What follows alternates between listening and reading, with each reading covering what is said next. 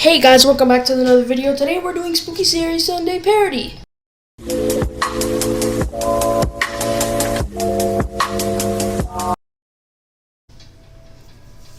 Oh, damn it. So hey guys, today's first part of the video is going to be The Bridge by Llama Art Shorts. So this story takes place So when I let's was get about into 16 years old. At my school, I played for the volleyball team, and every year we would go to a camp and do volunteer work for this guy. The camp was in the middle of nowhere. When we got to the camp, we immediately started to work until 8 p.m. This was around October, so it was already dark. That's not a camp. That's prison, bro. My two friends and I were sitting around till the fire 8 p.m. trying to figure out something we could do so we weren't Jesus so bored. Christ. We heard that there was a small river down the hill from the camp, and we thought we could check it out. The problem Big was mistake. that it was some guy's property. Big mistake. The owner of the camp told us to not disturb him since the guy was a little strange. We weren't really supposed to leave the camp, but being 16 years old, we loved breaking the rules. Retard. We walked about 10 minutes from the camp and finally reached the river. See this retard? It was bigger He's so than we stupid. expected, and there was a large wooden bridge that crossed it. The bridge was about 20 feet long and was big enough to let a truck go over it. My two friends and I decided to go under the bridge and check it out. As we were walking by the shoreline, we saw two headlights off in the distance moving towards the bridge, so we bolted underneath it and hid.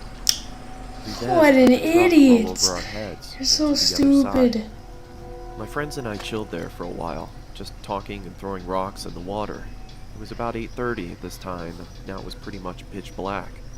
That's when we started to hear a slow rumble in the distance. The same truck had come back, but this time it was moving much slower.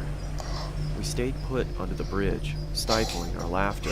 Eventually, the truck moved over the bridge, but rather than going over to the other side, the truck stopped right on top of us. The only thing we could hear was the rushing water and the hum of the engine. Then, the door of the truck swung open, and out came a loud thump on top of the bridge. Then we heard a loud scream saying, "I know you're out there! I'm gonna find you!" I looked at my friends and they were both shaking in fear. This must have been the crazy property owner, and he seemed pissed that we were on his land. He started screaming and saying he was gonna hurt us if he finds us. We could see that he had a flashlight and was swinging it around looking for us. We heard loud thumps as he walked around a little bit, calling out for us, and thank God he never went under the bridge. Eventually, it went silent, and it sounded as if he went back into his truck. I was too terrified to move. We sat there for about 10 minutes, and then my one friend, who we'll call Trevor, whispered in my ear, saying that we have to go. I gave him a quick nod, and in slow motion, we moved out from under the bridge. We started to army crawl on the shoreline of the river, and I remember looking behind me to see the top of the bridge. I saw a white Ford F-150. In the driver's seat was the man, staring right at me with a sinister smile. Why do we look like a bozo Clark Kent, bro? I screamed and ran.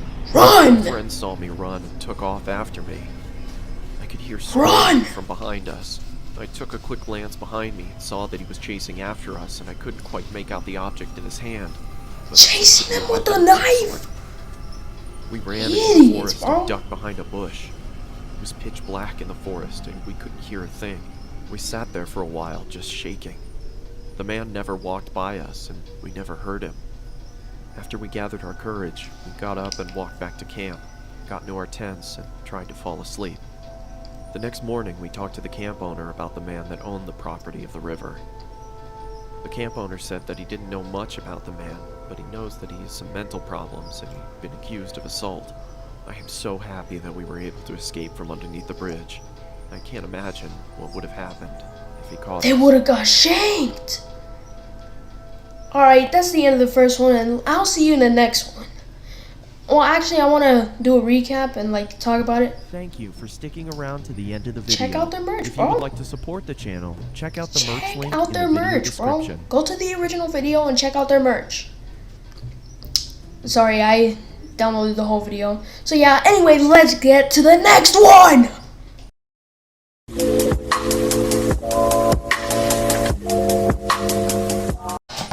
Like I said, guys, so I'm back.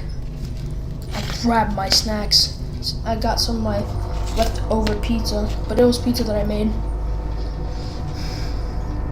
Huh? Oh yeah, I got Coke.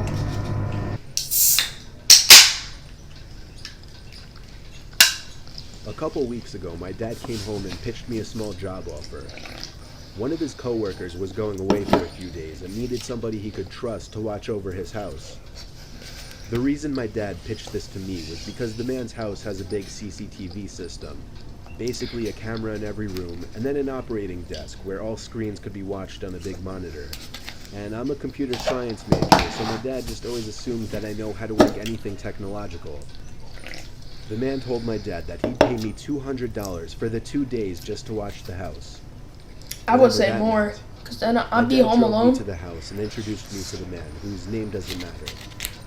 The man made it seem like he preferred I stay in the upstairs room with the monitors as opposed to roaming the house all day. That was fine with me though. So when I wasn't eating, I was mostly just sitting in that room with the TV on in the background and doing schoolwork on my laptop. Ironically, the thing I was doing the least was keeping an eye on the monitors. Night came. I started wondering where in the house I should sleep, since surprisingly we hadn't discussed that. So I sat back down at the desk and looked at all the different rooms on the screens to see which rooms had beds or couches. I noticed something I wasn't expecting to notice though. The back screen door was open downstairs. Oh, hell no. I didn't remember it being open. I looked through each and every camera screen in a This panic. is also Five Nights at Freddy's stuff, In no and living I'm room, eating a closet pizza. door was open. What a coincidence. This one I knew wasn't open earlier. I texted my dad to call the man and ask him if he came back home. Meanwhile, I continued watching the screen. On the grainy, dark image, a tall person who resembled only a black shadow on the screen stepped out from the closet. I'm turning my I light off on. the desk as I covered my mouth with my hand in shock. As I did this, however, my left elbow pulled some heavy object from the desk onto the floor, creating a big thud. The person in the image very clearly moved their head up to the ceiling as a response to the noise. They went for the stairs, walking up very, very slowly, step by step. Lock the damn door! I got a text back from my dad saying, "No, he's not. I just spoke to him half an hour ago. Why?" I got so caught up in my phone texting my dad to send help that I didn't even pay attention to the monitor. There was a knock at the door. I looked at it and then the screens. The first screen I laid my eyes on was the one showing the person outside the door to the room I was in. When I remembered that door had no lock, the only thing I could think to do was jump out the window into the bushes below.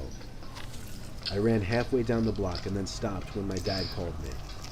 I had him call his friend and ask him if he was expecting somebody in the house. The man said he had no relatives or friends who had his key or would ever let themselves into his home. So he called the cops and had them review the footage. I got to watch all of it, and it showed everything. From the moment the intruder broke the glass to the backyard door, to the moment I jumped out the window and him running away shortly after. The intruder was never found. The footage was just too dark to identify his face. Damn, that sucks. Alright guys, that's the end of story part 2, and I'll see you in story part 3. Peace!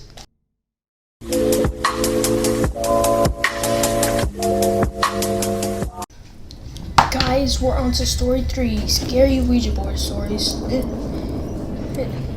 This is, I don't know. Ever since I can remember, we've always had one of those old vintage Parker Brother Ouija boards sitting in our closet collecting dust. When I was a kid, I always wondered what it was. From the box, it seemed like a horrible board game, until one day I found out what a Ouija board really is, and immediately dug it out of the closet. I insisted on my brother trying it out with me, and eventually got him to play along. We put our Big hands on the mistake. planchette, and I began asking the typical cliche questions like, "Is there anybody there?" and "Can you answer me?" Other than my brother jokingly moving the planchette around to imitate an answer from some kind of entity, there was no real response. After getting bored, we put the game back in the box. Good. I did a little Never research take it that back night to out. find out how to make Ouija boards work. Many people said online that the most ideal environment when using a Ouija board is in a dark room only lit by candles. So when my parents Nope. weren't home, I managed to gather like 6 or 7 candles and convinced my brother to try it one more time. I lit the candles and set them around the table in the dining room with all the lights out. We tried one more time. I asked again if there was anybody there. The planchette began to move. I told my brother to stop moving it, but he swore he wasn't. I told him to move his hand away, and he did. It kept moving. My brother thought I was messing with him, but I didn't pay attention. The planchette landed on That's the word not good. yes. I was only 9, Made a deal so with I the was devil, buddy. legitimately shitting myself. My older brother had to take over. He asked the question, "Are you a good spirit?" There was a 5-second pause before my brother's hand moved along with the planchette to the word I knew it. no. We both looked at each other, and at this point I ran to my room and shut the door behind me. But he continued Terrible on brother. with the so-called game. Terrible, brother. I heard his muffled voice come from down in the dining room, when all of a sudden I heard him screaming at the top of his lungs. I ran back downstairs to see what was wrong. He Damn. was holding up his shirt, revealing a small open wound What that the almost hell? looked like a claw mark. He told me to set the fireplace immediately, and I obeyed. He Yes. threw the thing in the fireplace and told me to never Send it speak of back what to happened hell. to anybody. We have never used a Ouija board since. Alright, guys, that's the end of story 3, and I'll see you in the next one. And remember to samurai slice that like button. Peace.